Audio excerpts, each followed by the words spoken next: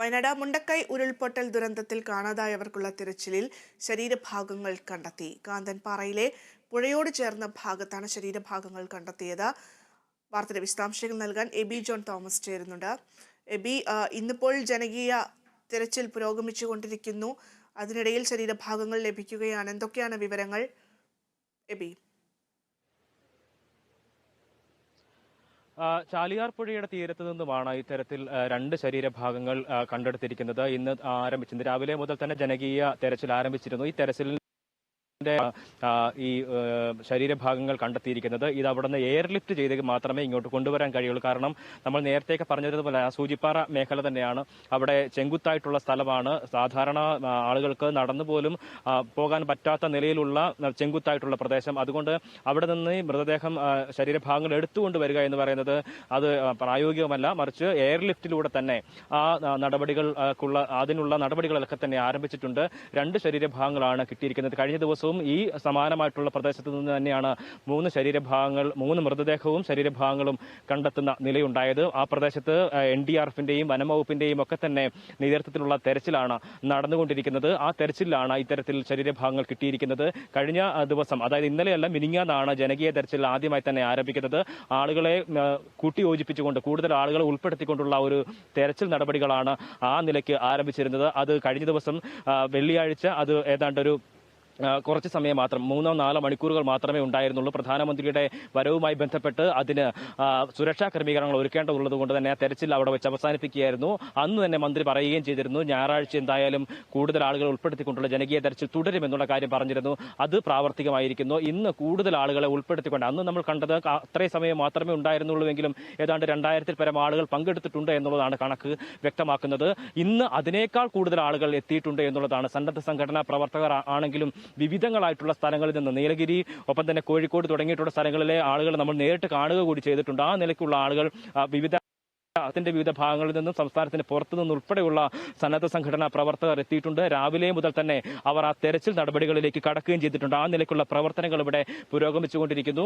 ഒപ്പം ഈ പ്രദേശങ്ങളിലെല്ലാം തന്നെ, അതായത് നമ്മൾ നിൽക്കുന്നത് ബെയിലി പാലത്തിന് സമീപത്താണ്. അതിന് തൊട്ട് മുകളിലേക്ക് പോയെന്നാൽ മുണ്ടക്കൈ പ്രദേശമാണ്. അവിടെ നിന്നും മുകളിലേക്ക് പുഞ്ചിരിമട്ടം തുടങ്ങിയിട്ടുള്ള സ്ഥലങ്ങളിലെല്ലാം തന്നെ ഇന്ന് കൂടുതൽ ആളുകളെ ഉൾപ്പെടുത്തിക്കൊണ്ടുള്ള തെരച്ചിൽ പരിപാടികൾ പുരോഗമിച്ചുകൊണ്ടിരിക്കുകയാണ്. സന്നദ്ധ സംഘടനാ പ്രവർത്തകർ ഒപ്പം തന്നെ ഈ നാട്ടിലെ ഈ ദുരന്തത്തെ അതിജീവിച്ചിട്ടുള്ള ആളുകൾ, ഇവരെല്ലാവരും തന്നെയാണ് ഈ തെരച്ചിലിന് നേതൃത്വം നൽകുകയും ഈ തെരച്ചിലിന് പങ്കാളികളാകുകയും ചെയ്യുന്നുള്ളത് എന്നുള്ളതാണ് ഇതിന്റെ ഒരു പ്രധാനപ്പെട്ട പ്രത്യേകതയായി എടുത്തു പറയാനുള്ളത്. ക്യാമ്പുകളിൽ താമസിക്കുന്ന ആളുകൾ ഇത് അവരുടെ ഒരു മാനസിക സംഘർഷം ഉൾപ്പെടെ പരിഗണിച്ചുകൊണ്ട് തന്നെയാണ് അവരെ ഈ സ്ഥലത്തേക്ക് കൊണ്ടുവരുന്നത് എന്നുള്ളതാണ്. ഈ സ്ഥലത്തിന്റെ കിടപ്പ് ഇപ്പോഴത്തെ ഒരു അവസ്ഥ എന്ന് പറയുന്നത് ഇവിടെ താമസിച്ചിരുന്നവർക്ക് ഒരിക്കലും തന്നെ അതിനെ ഉൾക്കൊള്ളാനായിട്ടുള്ള ഒരു മാനസികമായിട്ടുള്ള ഒരു പരുവപ്പെടൽ അവർക്കുണ്ടായിട്ടില്ല എന്നുള്ള കാര്യം ഉറപ്പാണ്. അതിനു വേണ്ടിയിട്ടുള്ള ശ്രമങ്ങൾ ക്യാമ്പുകളിൽ നടത്തുന്നു. ഒപ്പം തന്നെ സർട്ടിഫിക്കറ്റുകൾ ഉൾപ്പെടെയുള്ള കാര്യങ്ങൾ ഇവർക്ക് നൽകുന്നതിനുള്ള നടപടികൾ ഉണ്ടാകുന്നു. റേഷൻ കാർഡ് ഉൾപ്പെടെയുള്ള കാര്യങ്ങൾ ഇവർക്ക് നൽകുന്നു. തുടങ്ങിയിട്ടുള്ള ഇവരുടെ പുനരധിവാസം, അതാണ് ഇപ്പോൾ പ്രധാനമായും മുന്നോട്ട് വയ്ക്കുന്ന ഒരു പ്രധാനപ്പെട്ട ലക്ഷ്യം എന്ന് പറയുന്നത്. ഈ ദുരന്തത്തിൽ അകപ്പെട്ടു പോയവരെ അവരുടെ പുനരധിവാസം വളരെ വേഗത്തിൽ തന്നെ ഉറപ്പാക്കുക. അത് എത്രയും വേഗം ചെയ്യാൻ കഴിയുമോ അത്രയും വേഗത്തിൽ അത് പൂർത്തിയാക്കുക എന്നുള്ളതാണ് പ്രധാനമായും ഉന്നം വെച്ചിരിക്കുന്നത്. ആ നിലയ്ക്കുള്ള കാര്യങ്ങളാണ് പുരോഗമിച്ചുകൊണ്ടിരിക്കുന്നത്. ക്യാമ്പുകളിൽ നിന്നും ചില ആളുകൾ വീടുകളിലേക്ക് മടങ്ങുന്നുണ്ട്. അതുകൊണ്ട് തന്നെ ക്യാമ്പുകളുടെ എണ്ണത്തിൽ കുറവ് ഓരോ ദിവസം ചെല്ലുന്തോറും വരുന്നുണ്ട് എന്നുള്ളത് ആശ്വാസകരമായിട്ടുള്ള ഒരു കാര്യം തന്നെയാണ്. മറിച്ച് അതിനകത്ത് മറ്റൊരു പ്രധാനപ്പെട്ട കാര്യമുള്ളത്, ഈ ക്യാമ്പുകളിൽ താമസിക്കുന്ന ആളുകൾ ഈ പ്രദേശത്ത് ഒരുമിച്ച് ഒറ്റ കുടുംബം പോലെ താമസിച്ചിരുന്ന ആളുകളായിരുന്നു. ഇവർ വീണ്ടും ഒറ്റയ്ക്കൊറ്റയ്ക്കാകുമ്പോൾ ഉണ്ടാകുന്ന ഒരു മാനസിക സംഘർഷം, അതിന്റെ കൂടി പശ്ചാത്തലം പരിശോധിക്കുന്നുണ്ട്. ആ നിലക്ക് അവർക്ക് മാനസിക ആരോഗ്യത്തിന് ഉതകുന്ന തരത്തിലുള്ള എല്ലാ തരത്തിലുള്ള പിന്തുണകളും നൽകുന്നതിന് വേണ്ടിയുള്ള നടപടികളും ഇതുമായി ബന്ധപ്പെട്ട് പുരോഗമിക്കുന്നുണ്ട്. ഒപ്പം തന്നെ ഈ സ്കൂളുകളിലാണ് നിലവിൽ ക്യാമ്പുകൾ പ്രവർത്തിക്കുന്നത്. അതുകൊണ്ട് തന്നെ സ്കൂളുകൾ വിദ്യാഭ്യാസത്തിനായി തയ്യാറെടുപ്പ് നടത്തി വിദ്യാഭ്യാസത്തിലേക്ക് കാര്യങ്ങളൊക്കെ എത്തേണ്ടതുണ്ട്. അതുകൊണ്ട് തന്നെ ഈ വീടുകളിലേക്ക് പോകുക, അല്ലെങ്കിൽ പൂർണ്ണമായി നശിച്ചു പോയവർക്ക് വാടകയ്ക്ക് വീടെടുത്ത് നൽകുന്നതിനുള്ള നടപടികൾ, ഒപ്പം തന്നെ സാമ്പത്തിക സഹായങ്ങൾ തുടങ്ങിയിട്ടുള്ള കാര്യങ്ങളെല്ലാം തന്നെ ഇതുമായി ബന്ധപ്പെട്ട് നടത്തി വരുന്നുണ്ട്. അതുതന്നെയാണ് പുനരധിവാസത്തിന് ഏറ്റവും പ്രാധാന്യം കൊടുത്തുകൊണ്ട് തന്നെയുള്ള ഒരു പ്രവർത്തനം. അത് ഈ തെരച്ചിൽ നടപടികൾ പുരോഗമിക്കുന്ന ഘട്ടത്തിൽ തന്നെ ഇതിന് വേണ്ടിയിട്ടുള്ള നടപടികൾ, അതായത് ഈ പുനരധിവാസത്തിന് വേണ്ടിയിട്ടുള്ള പ്രാധാന്യം നൽകിക്കൊണ്ടുള്ള നടപടികളാണ് വളരെ വേഗത്തിൽ തന്നെ നടക്കുന്നത്. ഏറ്റവും വേഗം, എത്രയും വേഗം അത് നടപ്പിലാക്കാൻ കഴിയുമോ അത്രയും വേഗം അത് നടപ്പിലാക്കുക എന്നുള്ളത് തന്നെയാണ് പ്രധാനമായും ഉന്നയിക്കുന്നത്. കഴിഞ്ഞ ദിവസം പ്രധാനമന്ത്രി വന്ന് അദ്ദേഹത്തിന്റെ സന്ദർശനം, അതിനുശേഷമുള്ള അദ്ദേഹത്തിന്റെ പ്രതികരണം, ഇതെല്ലാം വലിയ രീതിയിലുള്ള ഒരു പ്രത്യാശ നൽകുന്ന ഒരു കാര്യമാണ്. ഇത് കേരളം ഒറ്റയ്ക്കല്ല, കേന്ദ്രം, രാജ്യം ഒപ്പമുണ്ട് എന്നുള്ളൊരു ഉറപ്പാണ് പ്രധാനമന്ത്രി നൽകിയിരിക്കുന്നത്. സാമ്പത്തികമായിട്ടുള്ള ഒരു ഞെരുക്കവും ഇതിന് ഒരു തരത്തിലുള്ള ഒരു തിരിച്ചടിയാകില്ല എന്നുള്ളൊരു ഉറപ്പ് കൂടി അദ്ദേഹം നൽകുമ്പോൾ കൃത്യമായ രീതിയിലൊരു പാക്കേജ് ഈ പുനരുദ്ധാരണത്തിന് വേണ്ടി ഉണ്ടാകുമെന്നുള്ള ഒരു വലിയ പ്രതീക്ഷ നമുക്കെല്ലാവർക്കുമുണ്ട്. ഒപ്പം തന്നെ വയനാടിന് ഈ ദുരന്തത്തെ അതിജീവിച്ച ആളുകൾക്കുണ്ട്, ദുരന്തം ബാധിച്ച ആളുകൾക്കുണ്ട്. എന്തായാലും ആ ഒരു വലിയ പ്രതീക്ഷ തന്നെ ഉണ്ട്. ഒപ്പം തന്നെ വലിയ രീതിയിലൊരു കൂട്ടായ്മ നമുക്കിവിടെ കാണാൻ കഴിയുന്നുണ്ട്, തെരച്ചിലിൽ ഉൾപ്പെടെ. ഒപ്പം തന്നെ ഇവിടെ ഭക്ഷണം എത്തിക്കുന്ന ആളുകൾ, ഇവിടെ വൃത്തിയാക്കുന്ന ആളുകൾ, അങ്ങനെ നിരവധിയായിട്ടുള്ള ആളുകൾ, ഇതുമായി ബന്ധപ്പെട്ട് നിരവധി പ്രവർത്തനങ്ങളിലൂടെ പോകുന്ന ആളുകളുണ്ട്. ഈ തെരച്ചിൽ എത്രമാത്രം ദിവസത്തിലേക്ക് നടത്തേണ്ടതുണ്ട് തുടങ്ങിയിട്ടുള്ള കാര്യങ്ങളിലൊക്കെ കൃത്യമായിട്ടുള്ള ഒരു ധാരണ, തീരുമാനത്തിലേക്കൊക്കെ എത്താൻ കഴിയുന്നുണ്ട്. ഒപ്പം ഈ ചൂരൽമല, അതിന് മുകളിലുള്ള മുണ്ടക്കൈ, ഒപ്പം തന്നെ സൂചിപ്പാറ പ്രദേശങ്ങൾ, ഈ സൂചിപ്പാറയിലെ തെരച്ചിൽ നടക്കണമെങ്കിൽ അതിന് ഹെലികോപ്റ്ററിന്റെ സഹായം എന്തായാലും ആവശ്യമാണ്. ആ നിലയ്ക്കുള്ള നടപടികൾ അത് എത്ര ദിവസത്തേക്ക് നടത്തേണ്ടതുണ്ട് എന്നുള്ളതാണ് പ്രധാനമായും ഒരു ചോദ്യമായി കഴിഞ്ഞ ദിവസങ്ങളിലൊക്കെ തന്നെ ഉയർന്നു വന്നത്. പരമാവധി ദിവസങ്ങളിൽ അവിടെ തെരച്ചിൽ നടത്തുക എന്നുള്ളത് തന്നെയാണ്. കാരണം ഈ അടുത്ത ദിവസങ്ങളിൽ കൂടുതലായി മൃതശരീരങ്ങളും ഒപ്പം തന്നെ മൃതദേഹ ഭാഗങ്ങളും കിട്ടിയത് ആ പ്രദേശങ്ങളിൽ തന്നെയാണ്. കാരണം ഈ ഉരുൾപൊട്ടൽ ഉണ്ടായതിനു ശേഷമുള്ള തെരച്ചിൽ ഘട്ടങ്ങളിൽ ഒന്നും തന്നെ നമുക്ക് അവിടേക്ക് എത്തിപ്പെടാൻ കഴിയാത്തൊരു സ്ഥിതിയായിരുന്നു ഉണ്ടായിരുന്നത്. കാരണം പുഴയിലെ നീരൊഴുക്ക് അതിശക്തമായിരുന്നു. ഒപ്പം തന്നെ ആ സ്ഥലത്തിന്റെ പ്രത്യേകത എന്ന് പറയുന്നത് ചെങ്കുത്തായിട്ടുള്ള പ്രദേശമാണ്.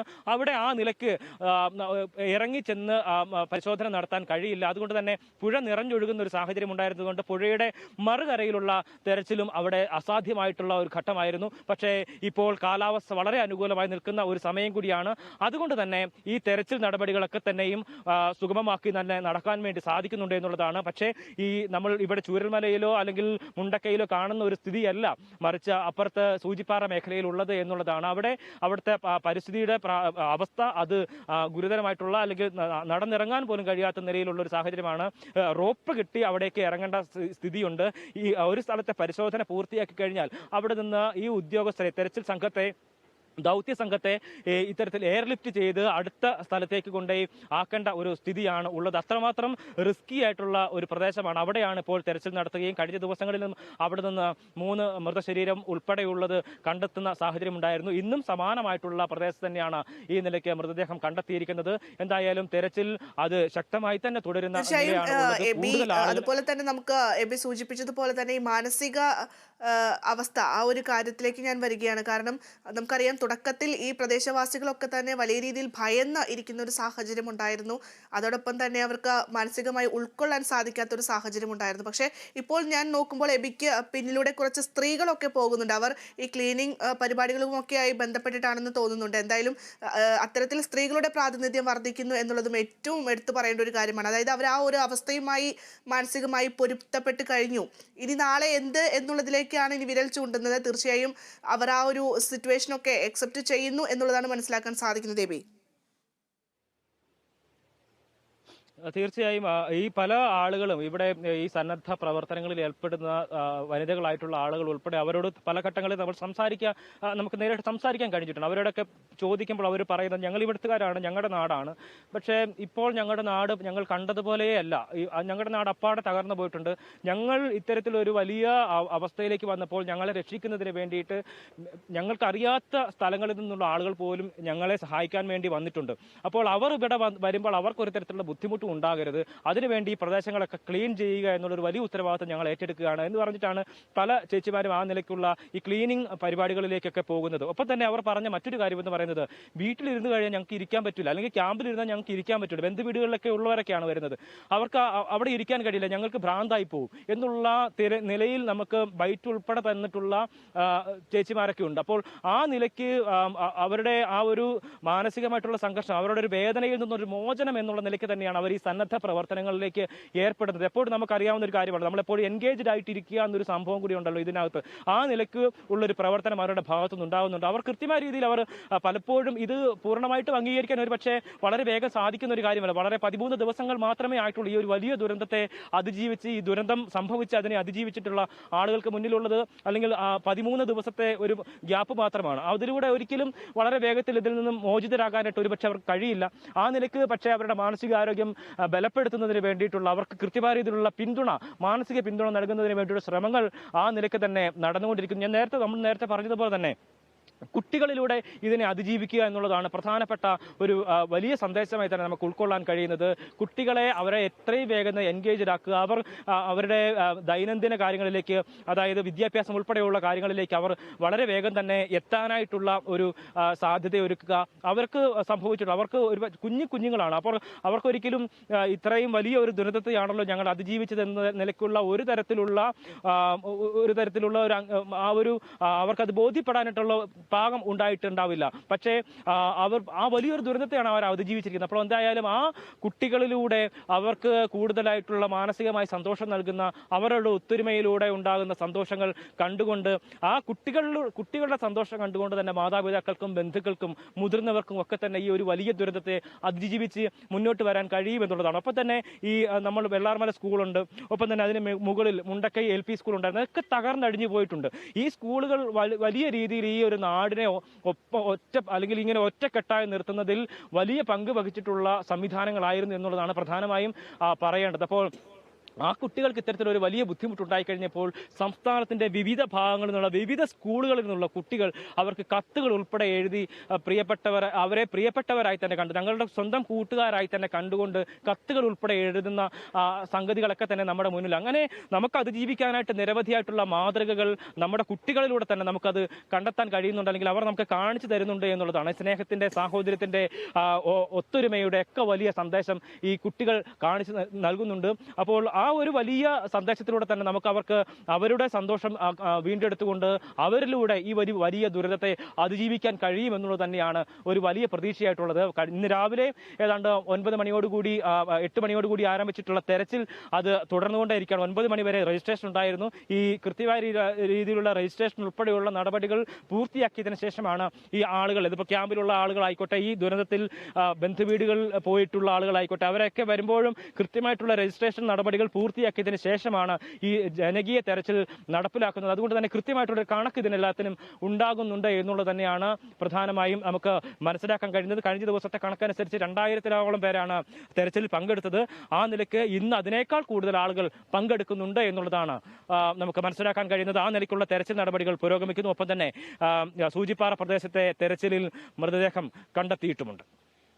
ശരി, വ്യക്തമാണ് എബി. എന്തായാലും വയനാട് മുണ്ടക്കൈ ഉരുൾപൊട്ടൽ ദുരന്തത്തിൽ കാണാതായവർക്കുള്ള തിരച്ചിൽ പുരോഗമിക്കുകയാണ്.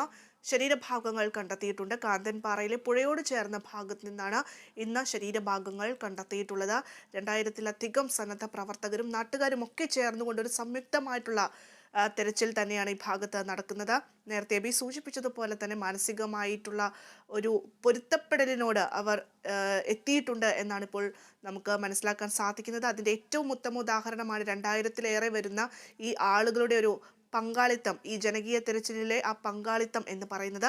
അതുപോലെ തന്നെ സ്ത്രീകളും ഇപ്പോൾ രംഗത്ത് ഇറങ്ങുന്നു എന്നുള്ളതും നമുക്ക് എടുത്തു പറയേണ്ട ഒരു കാര്യമാണ്.